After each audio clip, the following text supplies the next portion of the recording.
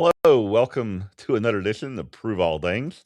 Want to thank everybody who's joining us today, whether you're watching on Facebook, YouTube, or X, or on the CGI Digital Network app, whether that's on your phone, tablet, or television. We thank you for joining us. I am joined with co-host Mike James. How you doing, Mike? Hey, Jeff, doing well. Good to see you today.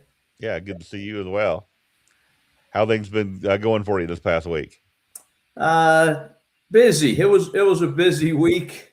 Mhm. Handling some issues with the church, writing a new article for the international news, working on a new booklet idea, Okay. and trying to plan for a new web chat we're going to do hopefully on Thursday, I think. Yeah, hopefully that we'll get that done this week. Yeah, the past week was again busy for me. Definitely, we got some website updates. Got an updated logo that's now on our website. It That's looks really good, Jeff. It looks something like a modern logo should look rather than yeah, what we've had for a lot of years. yeah. Basically, I think it keeps the tradition and the history of our church, but makes it look a little more modern. And it's it's very nice design. So again, that and a few other things we've updated, and we're just we had to have a virtual church in Atlanta this past week because we had snow again. Well, we had ice the week before, but we had snow this weekend where we had in the area I live anywhere from 2 to 6 inches. So that's the same area where the church is at. So some people didn't get some, but a lot of people did get some snow, and we just had a Zoom meeting for church. So it kind of felt like COVID back when we were doing Zoom meetings back in the day. But yeah, I'm praying and hoping, and the weather looks good this weekend. So I think I'll be able to get back to in person services because we haven't had that in a couple of weeks. Very.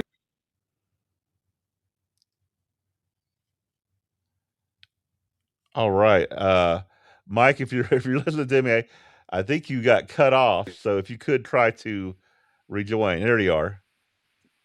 Yes, I saw that. So Hopefully that won't happen again. Uh, yeah, Hey, we are waiting on our guest to join us. Uh, he got the time a little bit wrong, but he's going to be here in yeah, just a few yeah. minutes.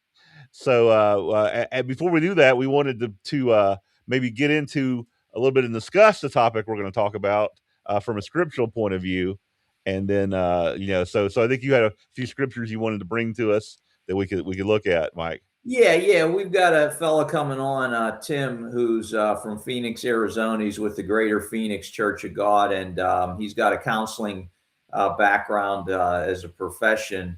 And he's going to talk about that subject. Again, we all get involved in counseling, Jeff, in different ways, not just elders, but we've got friends at church. People come together for fellowship, and they get to talking, and you've had issues or experience with this, that, or the other thing, and you can pass that on to somebody who's going through the same thing. And when you look at scripture, there are a number of scriptures that talk about the importance of getting counsel or getting feedback from other people to help you Yeah. with the things that you're going through. So we just wanted to look at a few scriptures that bring that point out here. All right, let's go ahead and go to one right now. And after this one, I think Tim might be on the line, so we'll Okay. bring him in after we just go over this one scripture here. So, Okay. so if you could, the scripture is it's in Proverbs. What is it? Proverbs 15:22. 1522. 15:22. Yeah, and it's real simple. Without counsel, purposes are disappointed, but in the multitude of counselors, they are established. And again, we were talking about addiction last week, Jeff, and we mentioned Narcotics Anonymous, Alcoholics Anonymous, and how they really help. One of the ways is you get a lot of support. You get a lot of quote unquote counselors. You got one person who's kind of your go-to person on a regular basis, but then you have other people within the group that you get into meetings with who are counseling you there. If your main person isn't there, you've got other phone numbers to call. to help you in those moments. So again, whenever we're getting more people involved on a problem, Mhm. it makes total sense that that's going to help us. Okay. Oh, absolutely. I know just from my personal experience dealing with issues in life, it's better to get if I just go on my first instinct, sometimes that's wrong. So it's better to get people's advice, get people's counsel in those situations. And I've learned from experience, that it's a lot better. It may not be exactly what you want to do, but sometimes you get a better idea from seeking counsel. And again, multiple sources is a very biblical way to do that on most things. All right, so we go ahead and bring in Tim. Tim will be joining us right now. Hello, Tim. How you doing? Hey, Good Tim. morning. How you guys doing? Good, buddy. Good to see you. Good And to see you as well. if you could get us going, Tim, just give us a little bit of background on you and your work, and also your background in the church. Certainly, certainly. Very happy to be here with you guys. Good morning. Thanks for having me. My background. How do I put this together nicely? So, grew up in God's church. Have always had as long as I can remember, a relationship with the Lord and Jesus, and grew up in a house where we kept the Sabbath and kept the holy days, and um, just really blessed to have been born into a family where I knew the importance of Jesus and God. Hmm. So I've been in the church my whole life, pretty much. Really big on relationships with people. I've always been kind of a connector. I've always been somebody that's kind of been drawn to people and is engaged with people and talked with people. The running joke is if you put me in a room with a rabbit, before long that rabbit and I are going to be talking. So I'm going to find somebody to talk to. Um, so as far as my professional background and how that kind of I guess kind of blends into to the road here. My whole life since I was a kid, my friends would come and I need advice about this and let's talk about this and this has happened and that's happened. Even at 12 years old, well, if you really like Julie, you should ask her to the dance or whatever it was. So that's kind of always been my role. And when I was 18, I started working as a one-on-one, a instructional aide, a one-on-one aid for autistic children. So that was the first time that I worked with really people professionally. So I worked in high school settings as paraprofessional, behavior coach, a one-on-one, Hmm. and I did that for many years. Picked up on a lot of the skills that I use now as a therapist. From there, I taught at a charter school for a couple of years, and while I was at that charter school, my guidance counselor said, "Hey, I'm going to go back to school and get my master's degree." And she said she was going to get a master's degree to be an official school counselor. And she said, "I think you would make a really good school counselor." And I was like, "Yeah, that would be fun. I like that. I like the thought of that." Hmm. But I wasn't sure I wanted to stay in education. So I ended up getting my master's in professional counseling. So, um, substance abuse, I heard you guys reference earlier. We do substance abuse treatment, marriage and family, individual counseling, group therapy. I mean, we kind of cover it all. I've been practicing for about 7 years now. And Hmm. I think I've been in behavioral health for maybe 10 years. And I think I've been working with people in some capacity for 20 years. So all of it, every single stop along the way, I worked a lot of jobs where I was like, what am I doing here? And I'm not making any money. And I'm miserable. And I look back and I'm in rooms now and people are like, we don't know what to do. And I'm like, I remember when I worked at this place that really wasn't that great. We need to do X, Y, Z and ABC. So I look back and I just look at the way that God put me in the places where I needed to be to pick up on the skill sets that I was going to need, many years in the future. At the time, I didn't really understand why I was in some of those places, but looking back now, it was totally a God thing, and it's been a huge part of my life, clearly. Okay, so you definitely are the professional counselor. So does your counseling experience, how does that work as far as in the church? Do you do counseling in the church, or is it mostly just a professional counseling that you do? Yeah, so I don't do any professional counseling in the church space. Okay. There are essentially ethical guidelines that kind of govern what we do as counselors. And one of the things that we are kind of I guess, kind of encouraged not to do it, and except for special circumstances, is to engage therapeutically with people that we have dual relationships with. Gotcha. So that could be people we go to church with, or neighbors, or my mechanic, or whoever it kind of is. I do have obviously many individuals and friends and family members who will talk to me about what's going on in their lives, who maybe will call me if they're having a tough time, or they're stressed, or maybe their child is getting in trouble at school, or maybe they haven't been sleeping well since they lost their mother, or whatever it is. And I give, feedback and advice and encouragement, and try this and try that, et cetera, so forth. But it's not officially counseling, Hmm. so much as it Right. is counseling, if that makes Yeah. any sense. Right. Can So you I guess so the counseling that you do for a professional, is there anything that you've learned from doing that could help us as Christians in our ability to maybe counsel others as an elder or as a lay member in the church? Certainly, I think for me, the there's a couple of things that I see in my role as a counselor, and that I also see as a believer, as a Christian, right? So as a counselor, and many medical professionals see the world this way, like doctors, public servants, police officers, firefighters, et cetera, so forth. You help whoever. You don't stop and ask questions when people need help. If somebody's Mhm. having a mental health crisis, if a building's on fire, if there's an emergency, police officers, firefighters, nurses, ER people, counselors, there's no time to stop and ask questions about the merits as to why we're helping. All right, we're there to help. That's our calling, right? As Christians, I feel like that needs to be our same mentality. We're here to help. We're here to bring people to Jesus. We're here to bring people to Christ.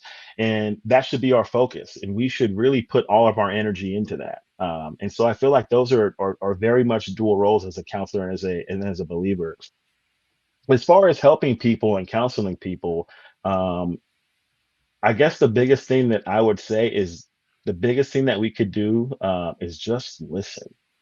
Listening is something that we do a decent job of. But if we are actively listening, if we are listening to understand instead of listening to respond, if we are fully engaged, making eye contact, phone off, no other distractions, but just listening and taking as much time as needed to just listen, that's a huge part of it. Another big part of listening and being an effective listener and trying to help people, and sometimes in those moments of crisis or despair or difficulty, or whatever it may be, is validating people's feelings. And just because you validate someone's feelings, it does not mean that you're signing off on that. Mhm. Somebody explains something that has happened to you, and you go, "Wow, I get why that would upset you." That doesn't Mhm. mean that you're saying you're justified in being upset. No, you're just saying, I get why that would upset you. Hey, I understand how that could have been hurtful for you. Mhm. Right. And so listening and validating people's feelings are I think, a very big part, on the most basic level of trying to help somebody who's in need of counsel. If you start there and you build some rapport, then you can build from there. I like your point about validating people without necessarily agreeing with them. Do you think that when you do that, you then open up a space where the relationship can continue, and maybe down the road That's you it. can offer some other Yep. ideas about whatever the issue may be. What I'm getting at is when you talk about active listening, or being there to listen, and how important that is, many of us sometimes want to solve the problem, or make everything better in the Sure. moment. And Mhm. what's your advice? What's the most important thing in crisis? Is it solving the problem right then and there, or is it living to fight another day? I'll put it down the road to get at this. You get what I'm saying? I do. I If do. you I could certainly speak to get what that you're a little saying. bit. Yeah, absolutely. One of my favorite quotes, and I wish I could remember who to attribute it to, but I will acknowledge that it is not a Tim original. But one of my favorite quotes is, um, people don't care how much you know until they know how much you care. Okay, Okay, I so that's like one of my that. favorites. People don't care how much you know until they know how much you care. Mhm. So if you're looking to solve a problem, if you're looking to fight another day, regardless, you got to get over the fact that you're here to help. It's genuine. It's sincere. I'm really taking my time with this, right? Um, it depends on what's going on in crisis. I think if people are in crisis, there are times in which we can take care of this crisis right now. We can avert this issue. We can solve this problem right now. But it's not always like that. So there may be a time where you can revisit something, or you can kind of, hey, I know we talked about this 2 weeks ago when you were really upset. I thought maybe we could revisit that. I wanted to ask you X, Y, or Z, right? The other thing that we have to remember is that when people are in crisis, and I say crisis loosely, I mean they're struggling with depression, they're struggling with anxiety, they're fighting with their children, they're fighting with their significant other, whatever it is that you kind of want to define that as. When people are in crisis, they tend to be more emotional, whether that's more angry, Mhm. more reactive, uh, more depressed, whatever it is. So, in my experience, when people are overly emotional, it's not necessarily the most opportune time to really get in there and address problems. If we can revisit it when things have kind of calmed down, when the crisis is not, when that fire is not churning red hot, if you will, it might be a better time to revisit it and look to take some action steps and kind of come up with an action plan and really solve, quote unquote. But especially, as brethren, as brothers and sisters looking to encourage each other, you Mhm. know, listening is the biggest thing I would say. And then also asking, this is something that's been very, very effective for some people I know, is saying, I'm a person who needs to vent sometimes, right? And so sometimes when I need to vent, I'll tell people, listen, I'm not looking for feedback or advice. I just need to get some things off of my chest. The Mhm. other side of that coin is when people call me and friends of mine, I will ask them early sometimes, hey, brother, are you venting or are you looking for some feedback? And they'll be like, dude, I need to know what to do, man. What do I do here? And I'm like, okay, Mhm. cool. And I'll listen and we'll say A, B, C, D. Other times you're like, I just need to get some stuff off of my chest, which I Mhm. can do that too. Go ahead and speak, and I'm glad to listen. So just asking for clarification in those moments as well can be helpful. Hmm. Very good point. Very good point. So when you got into counseling, have you ever felt overwhelmed at times in your day-to-day job, or have you ever felt overwhelmed by an issue of someone in church, or somebody who was just you were helping as a friend? Mike, I am overwhelmed right now. And yeah, absolutely. I think that's part of, and I'll use it kind of a segue. I'm legitimately overwhelmed right now. There's a lot of balls up in the air, like I'm sure there are with many of us. And I actually just yesterday submitted all of my paperwork for independent licensure as a therapist. So Mhm. it's been a labor of love, and it's been a long journey. And I had to take a test some years ago and practice under supervision and get these continuing education units and get supervision logs and just submit, all this paperwork and get everything signed off on. So it's been very, it should be straightforward now that everything is submitted, but it was stressful to check the boxes and make sure I had everything and gather this from 5 years ago and find this person to sign this and all those kinds of things. And then also, I'm raising my niece who's 12. I'm a single Mhm. parent raising my niece, and things are more expensive in the world, and I've got bills to pay, and people in my family who have trials and struggles and things that are going on at the church that I'm involved in and want to help with, and those things can get overwhelming. I think a lot of people would probably say the same thing, and I use that as a segue to talk about, I think, the importance of therapy or counseling in general, because some people think about therapy or counseling and they think about these very extreme situations. And they think about, there's a lot of negative stigma that is associated with needing therapy or needing counseling, right? Right. But a very normal thing that happens, or things that happen in general, are people lose jobs, people's relationships get difficult, Mhm. people struggle with communication in their families, people have to uproot and move. Think about me, people in the military, maybe, right? You up and move and uproot your whole family and move somewhere else. All of those things can be really difficult for ourselves as adults, for our children. And there's nothing wrong with, during those times, saying, hey, I could use some help in navigating these waters. And I don't think that there's anything wrong with that. And I think that we as a whole could probably do a better job of working to destigmatize things a little bit. Um, to kind of get more specific with your questions, um, I can't think of specific instances in the church that have been overwhelming to me, Hmm. where either people coming and seeking me for some counseling or some feedback or advice or whatever it is. Nor can I really professionally. I really try and keep things right in the middle. So I try not to get too high. I try not to get too low. And I remember I had a professor who told me, he said, it's good to celebrate the success of your patients, but you want to keep it in the middle because if you celebrate the successes of your patients, that's good. But then if your patients don't do so well, you're going to feel that too, and you're going to come down too. And I remember that I really try to stay in the middle because of that, and then just try to do a good job of compartmentalizing things to the best of my ability. Mhm. Hey, we have a question that's in our chat, and they're asking, and this is probably one that I probably asked myself as well. What should a Christian look for in a therapist that fits with our beliefs? I mean, if we're Christians, and I guess we have a definitely a different lifestyle than other Christians. Is there anything specifically we should look for in a therapist as a Christian? That's a really good question. I'm glad we get to address that. I'm glad we're having this conversation. There are Christian therapists out there, right, who specifically do Christian therapy, and that's fantastic.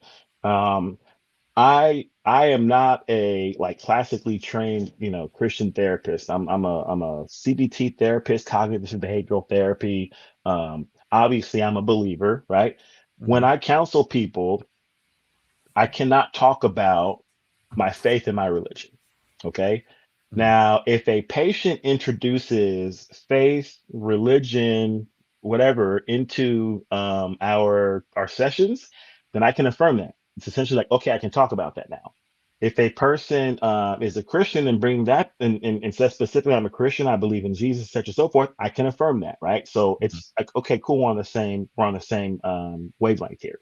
Hmm. With that being said, I know some wonderful, wonderful therapists who are very, very good at their job, and I don't know if they're believers or not.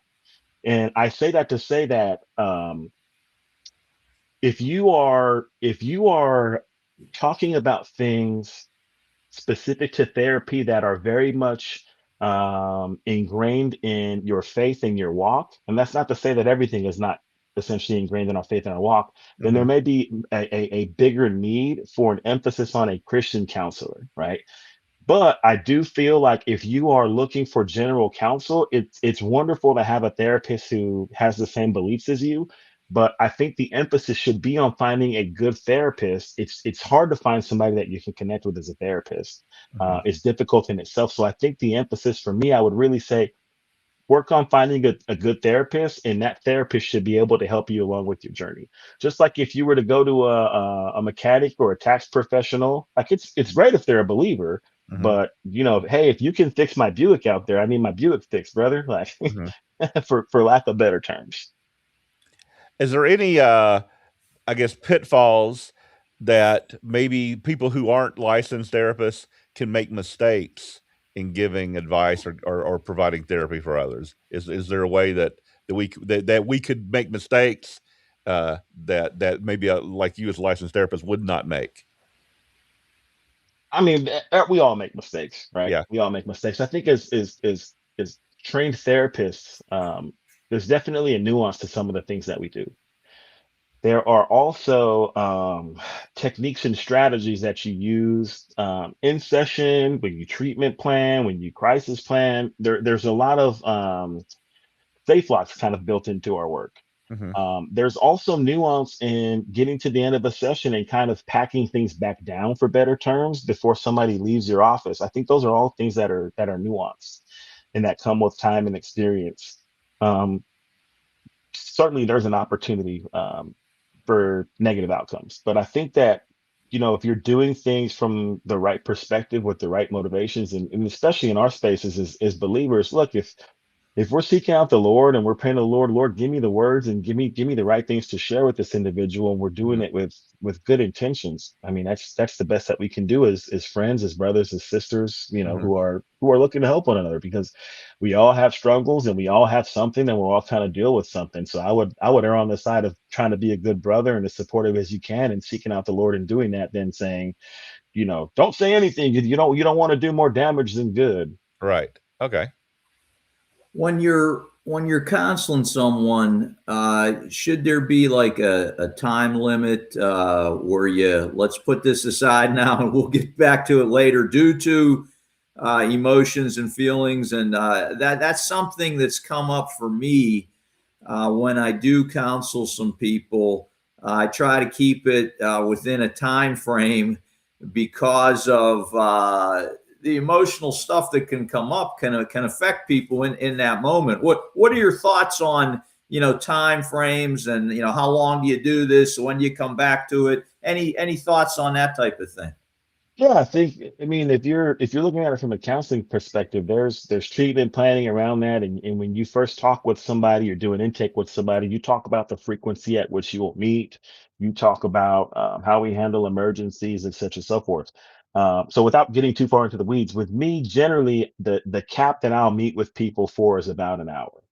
And I try to do the same thing. If a friend says, "Hey, I need to talk. Can I give you a call?" or something, whatever it is, I try to keep things to an hour because things can be very emotionally draining.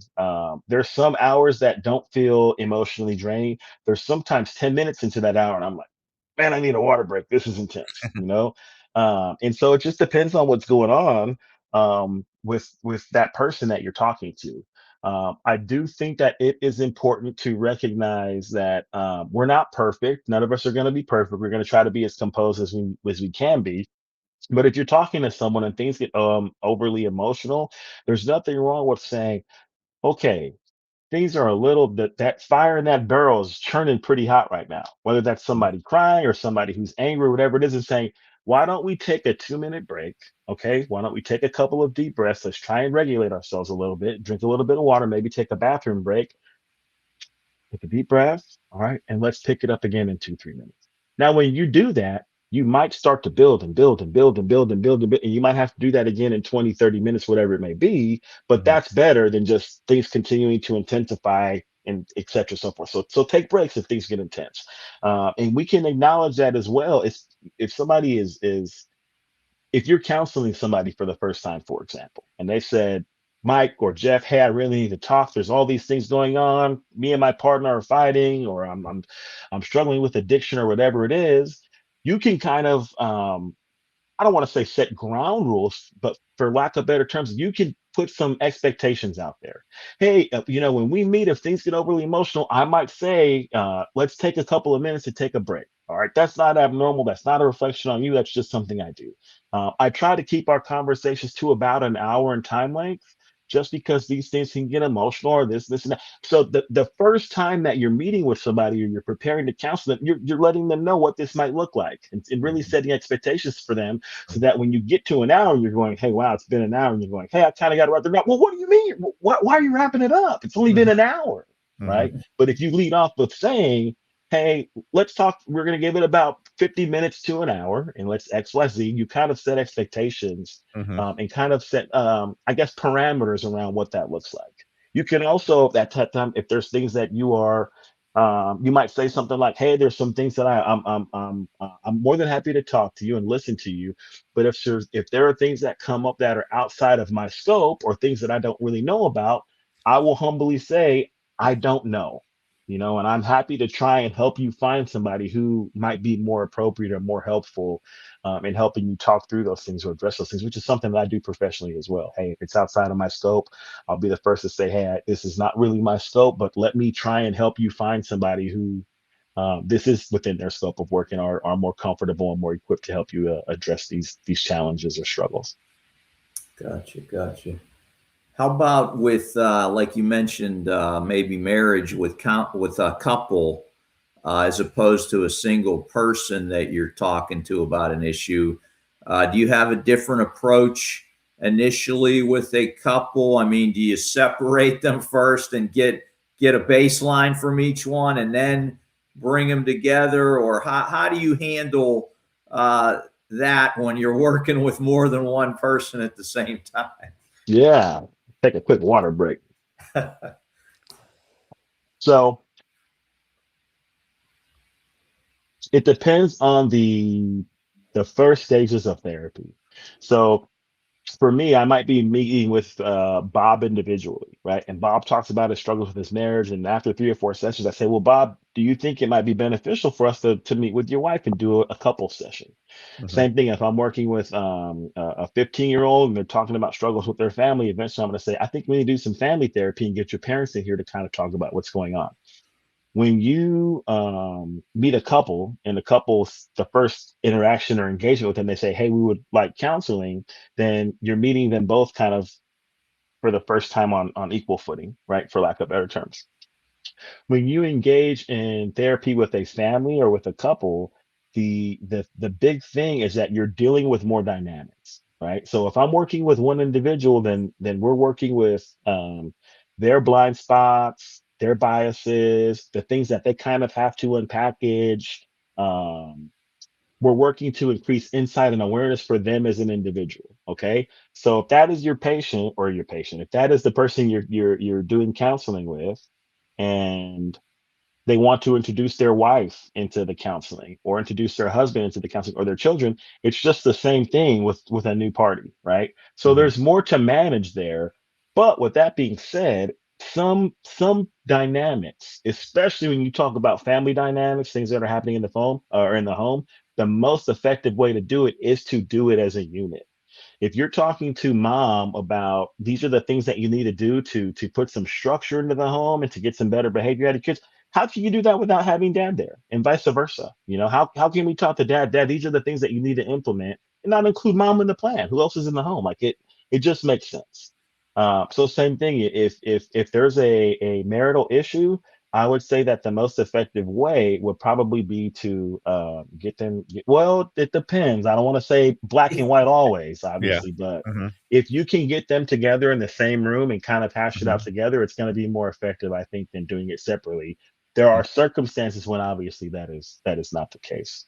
But the big thing is, I would say, is you have to do your best to remain neutral, right, to both parties, because that's a dynamic that creeps in. And especially if Mhm. you're meeting with dad Bob, and then dad Bob says, let's bring my wife Laura into this, then Laura's disposition is probably going to be, well, you already had a relationship with Bob, so, and Mhm. vice versa. If it goes the other way, then the husband's going to look and say, well, you already had a relationship. You're going to see it from her perspective, right? So Mhm. we really want to present as, I'm just trying to get as much information as I can to Mhm. present as clear of a big picture as I can as we kind of work through and try to address some of these dynamics or challenges or whatever it is that they may be. So you listen to the couples, but you don't make judgments, I guess, for either side or whatever. Or do you? What I mean, like I said, you don't take sides. So what are the process you go through to kind of bring them together or to make Yeah, uh, yeah. I progress? try, I try, I try very, very hard not to place any judgments on anybody ever. But especially in session, because it's not beneficial. My judgment is moot here. We're still trying to resolve the issue or improve the dynamics or save your marriage or help your kid with your behavior or whatever it is. So my Mhm. personal thoughts and feelings, I used to play football, and I talk about my shoulder pads, right?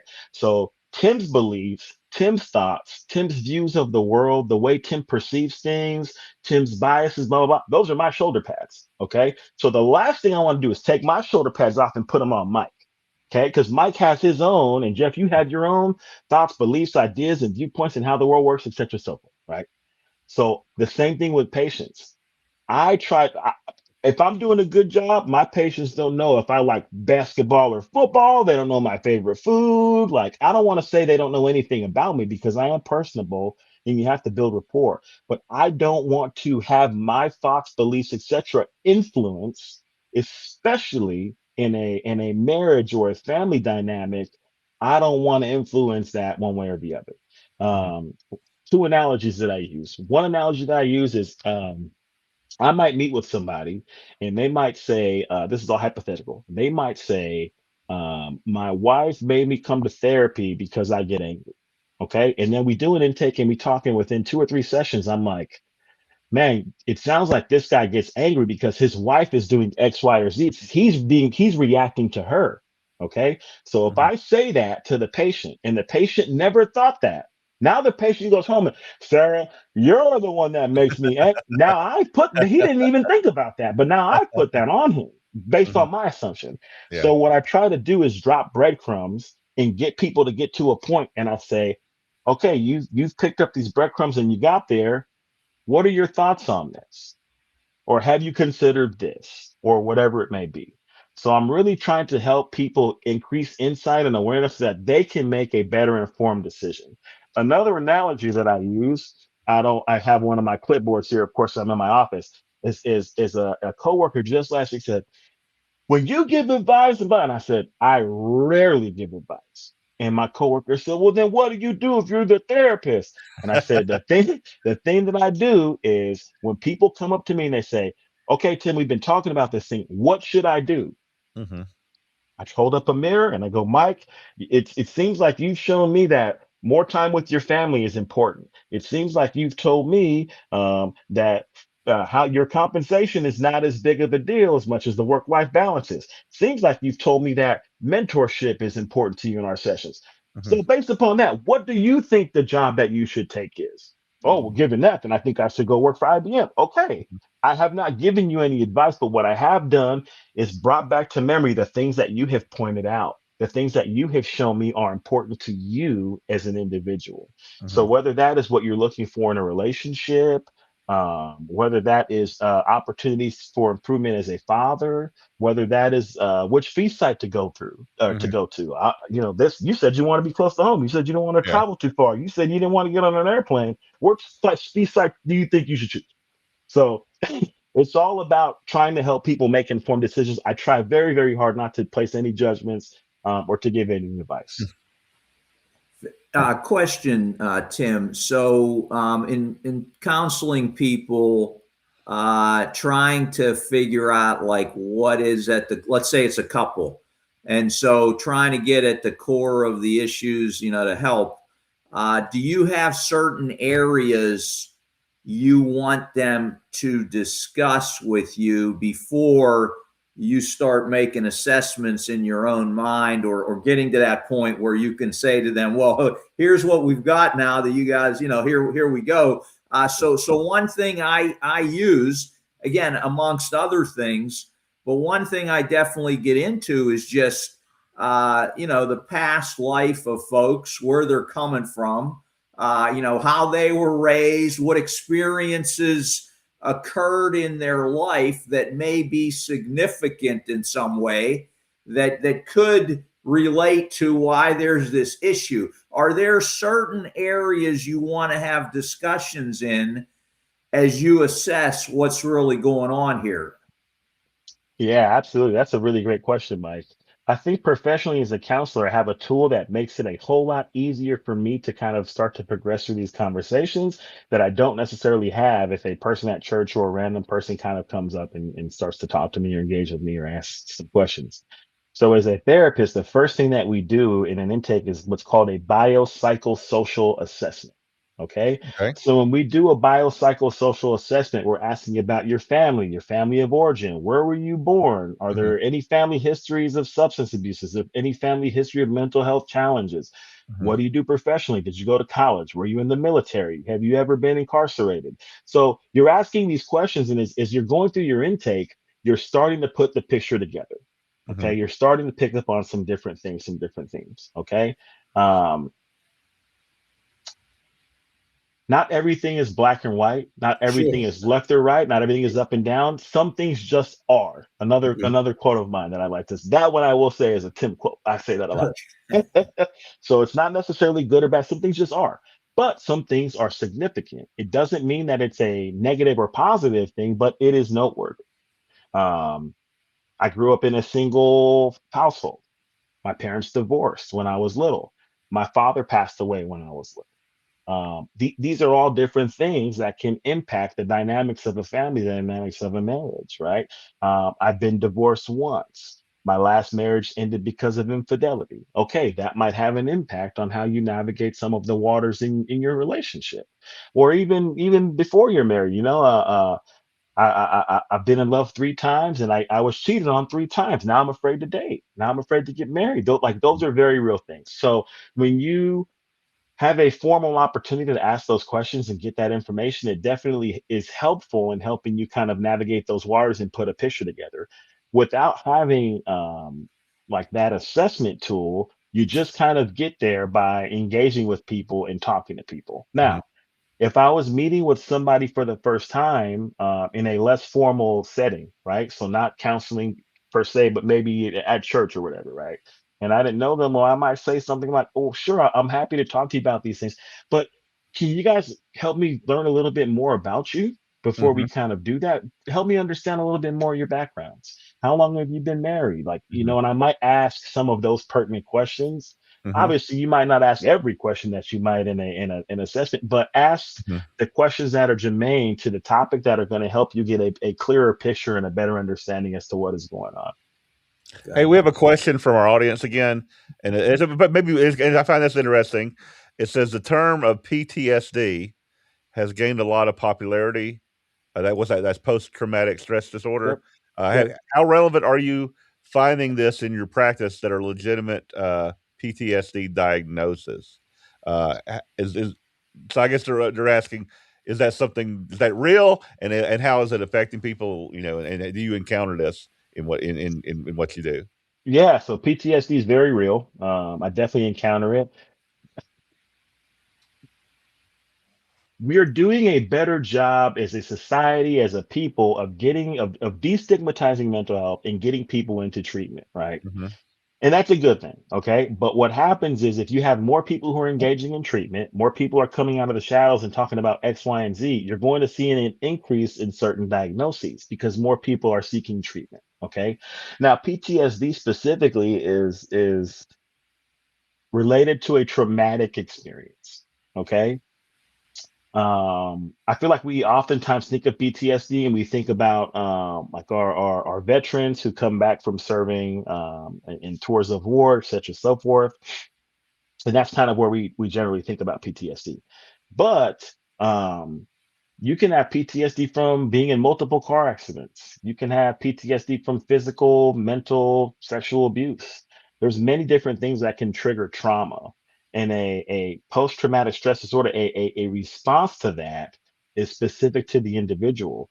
I think that another thing that we will see is we kind of progress through these times, for lack of better terms, is different ways that people are traumatized in different people's reactions to some of those traumas. So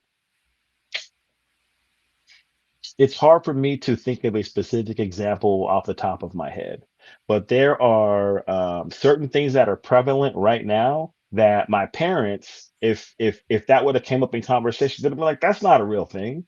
But here we are now when I'm an adult and it's very much a real thing, right? And so I think that we're going to see some of those trends as we kind of progress where people are like, "That's not a real thing." Now, in 25 years from now, our children will be like, "It's absolutely a real thing." And it's something that has been around for a long time. You know, so same as PTSD. PTSD was around in World War One. You know, it's probably been around way long before then, but we didn't have a name for it back then.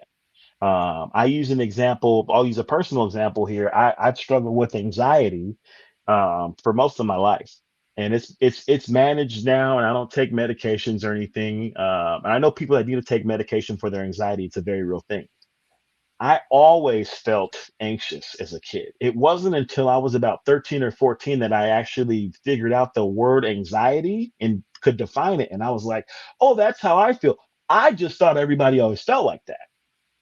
That's just my personal experience. So Do you see some similarities in what you just said with the whole autism spectrum thing right now, and the fact that so many more kids are being diagnosed as autistic? 1000%, And so 1000%. like in the past, maybe autism, we just thought about it as this group of things, That's it. but now there's That's a it. bigger understanding of it. Yes. Okay.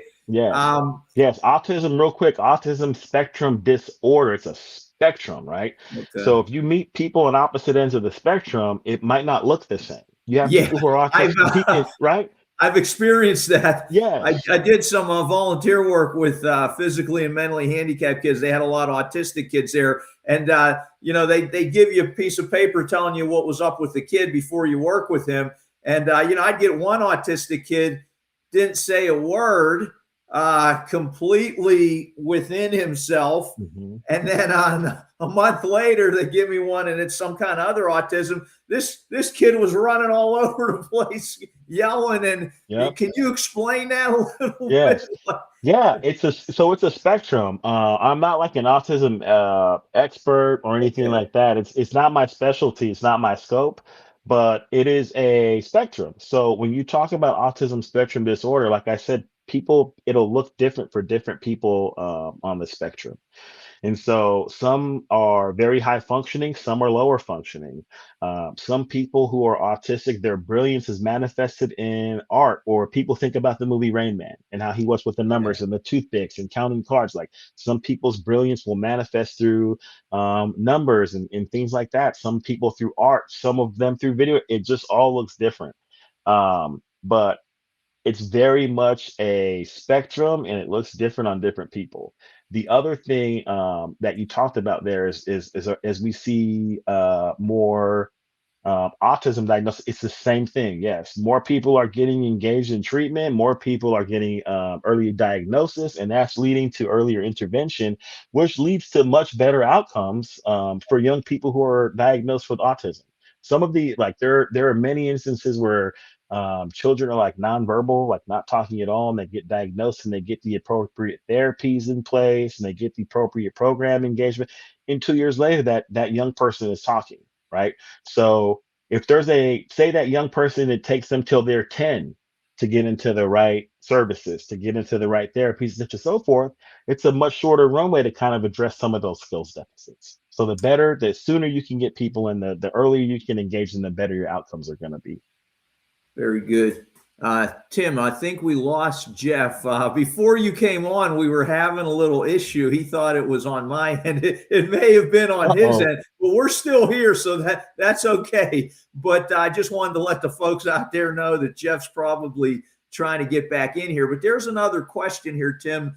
If you could take a stab at this, it says, at what point do you remove yourself from giving advice? And what I'm thinking they're getting at is you're giving advice to a friend, and there may be some issue where, and I've experienced this, where they just keep coming to you with the same thing over and over, and it's starting to affect you or impact you in your life, that it's just a continual cycle of the same story over and over, the same thing over. How do you deal with that? How can you remove yourself from that? What are your thoughts about something like that? Yeah, so that's definitely something I've experienced as well. I think for me, the I am able to kind of differentiate when I think somebody needs a little bit of feedback or some encouragement or needs to vent versus somebody maybe needing to engage with a therapist. And I don't hesitate to suggest to anybody that they engage with a therapist. And I'll say, hey, have you talked to a therapist about this? Or have you thought about going to therapy and talking to someone about this more in depth?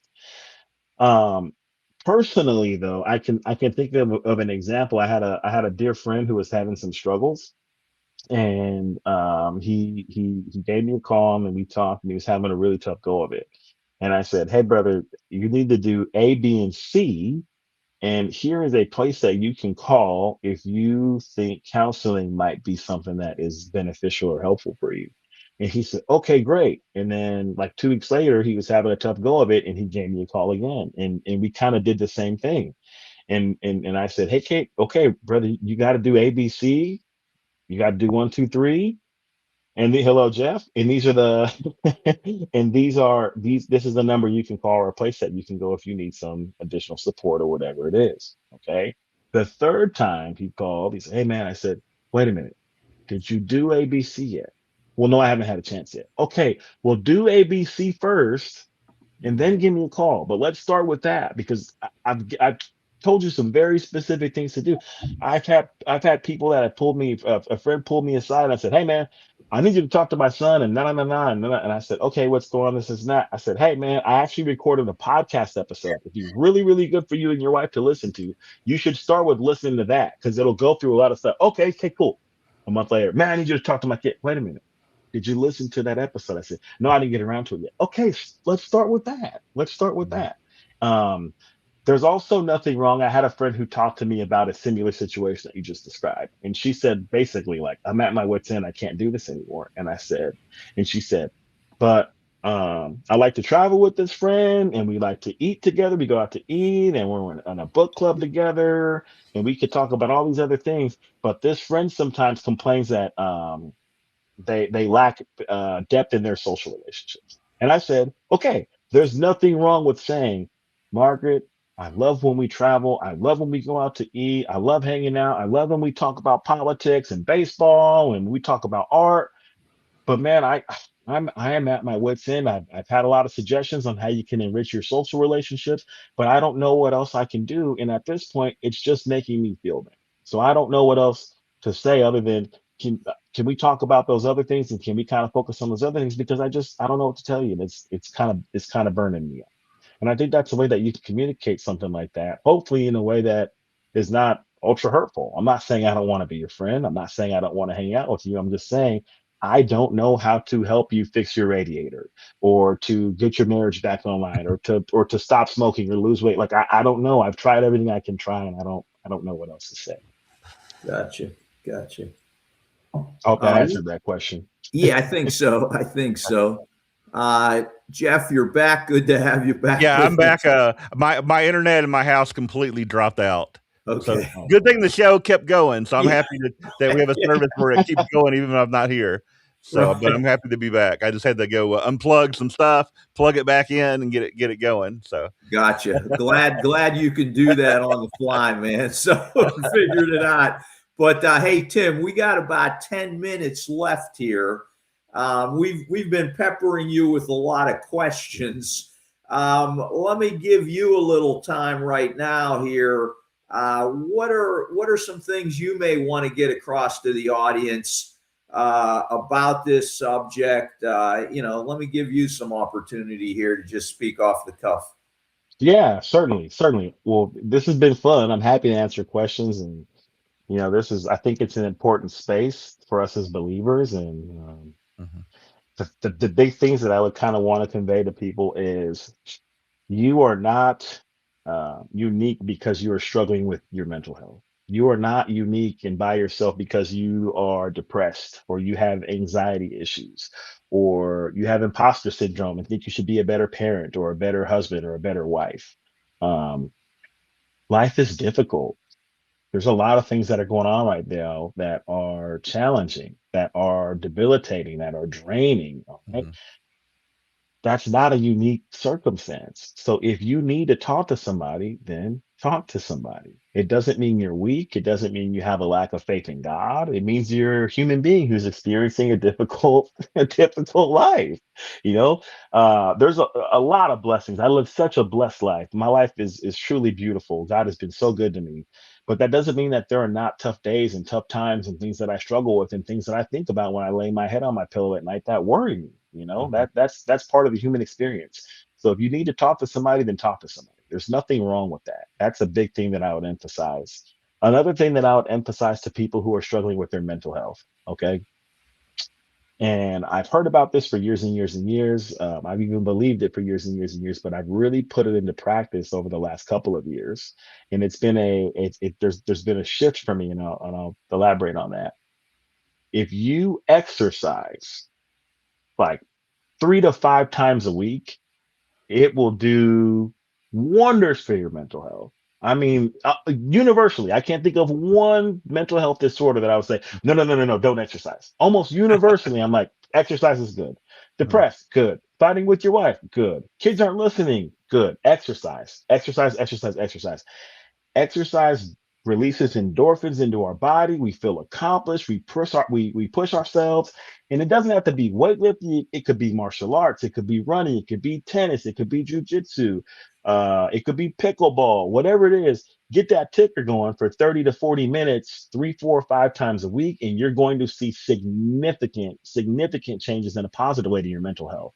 The biggest shift for me with exercising and trying to take care of myself is I started seeing the primary function of my exercise as something to keep my mental health in a good place versus I want to keep the pounds off and I want to make sure my shoulders are getting a little bigger. When I had that shift in perspective and I said, no, I need to exercise for my mental health, it made it a lot easier to go consistently and to get something in, even if I wasn't physically feeling it, because I knew mentally I needed it.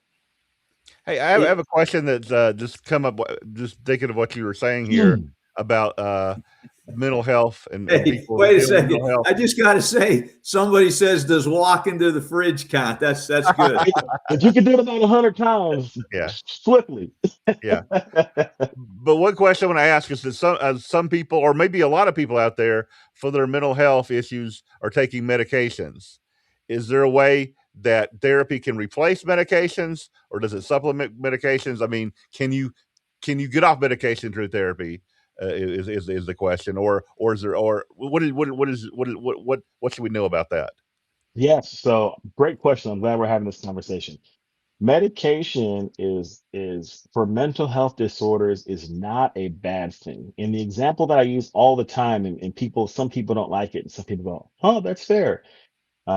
If you have issues with your blood sugar, you have diabetes or whatever, you take insulin, right?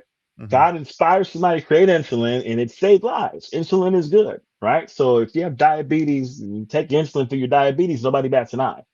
But if you're depressed and you take antidepressants, sometimes it's seen as a lack of faith in God. And I Mhm. don't see it that way.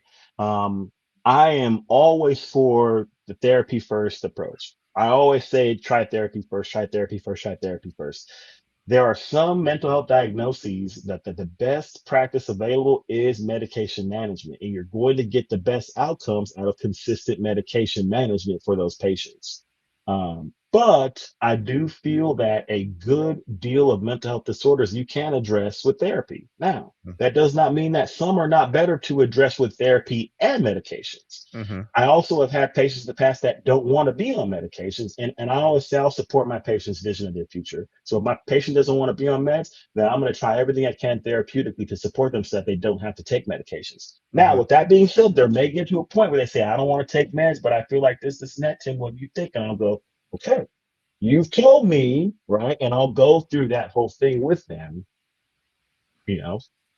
So yes, I think that there's definitely times where therapy can help wean a person off medications or even reduce the medications that they're taking. But the other side of that coin, I think that there are times when the individual should just take the medication. That's going to be their shot at the best outcomes.